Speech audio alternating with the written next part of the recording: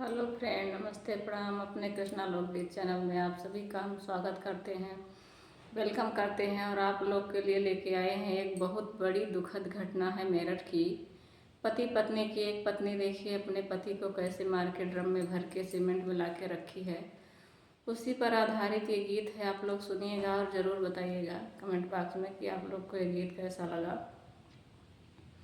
सुनाए भैया एगो दर्द बा कहानी में, सुनाए भैया एगो दर्द बा कहानी में, आगो नहीं लागत बाटे ऐसन जवानी में। सुनाए भैया एगो दर्द बा कहानी में, आगो नहीं लागत बाटे ऐसन जवानी में। अपने मर्द के काट के सीमेंट में धैले बा। भैया हो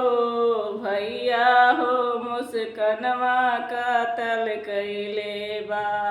चाचा हो सौरभ के मुस्कनवा कातल कैले बा।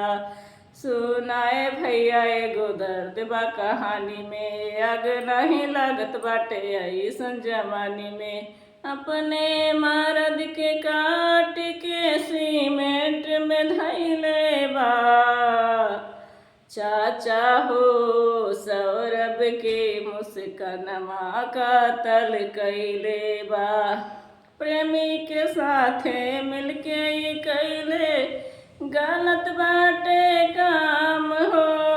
प्रेमी के साथे मिलके अपने कैले बगलत काम हो। 1100 के 250 लीटर के लैले बाऊ डराम हो।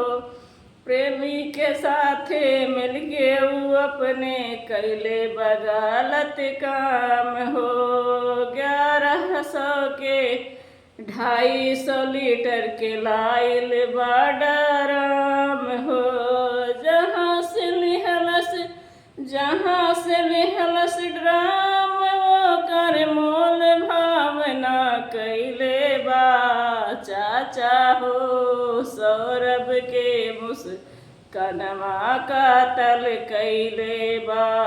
भैया हो सौरभ के मुस्कनवा कातल कैले बा। सुनाए भैया एगो दर्द बा कहानी में, आगो नहीं लागत बाटे ऐसन जवानी में। अपने मर्द के काट के सीमेंट में धैले बा। चाचा हो सौरभ के मुस्कनवा कातल कैले बा। भैया हो सौरभ के मुस्कनवा कातल कैले बा।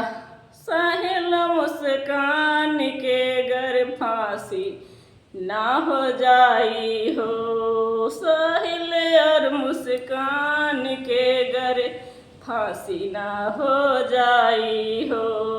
फिर से गौआ में घूम घूम हम आके खूब गरियाइब हो।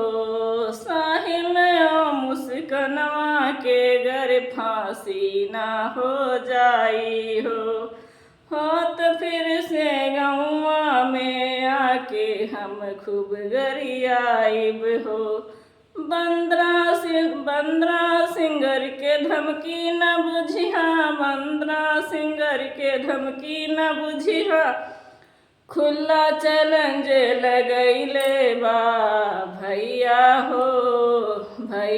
हो सौरभ के मुस्कनवा कातल कैले बा। चाचा हो सौरभ के मुस्कनवा कातल कैले बा। सुनाए भैया एगो दर्द बा कहानी में, आगो नहीं लागत बाटे ऐसन जवानी में। सुनाए भैया एगो दर्द बा कहानी में, आगो नहीं लागत बाटे ऐसन जवानी में। अपने मर्द के काट के सीमेंट में धैले बा। भैया हो चाचा हो मुस्कनवा कातल कैले बा। भैया हो सौरभ के मुस कनमा कातल कैले बा।